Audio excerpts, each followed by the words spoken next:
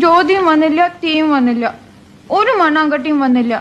എത്ര കഷ്ടപ്പെട്ടാണ് ഞാൻ തിരിച്ചു വന്നെന്ന് അറിയാമോ? ഓടി ഓടി വരുമ്പോ ഒരു ആന.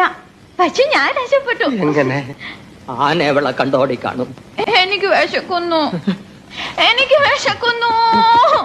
ഇപ്പൊ ചാപ്പാട് പുറത്തെടുത്താ മുഴുവനുള്ള അടിച്ചു കയറ്റിക്കളയും. കോയിന്റെ മണം.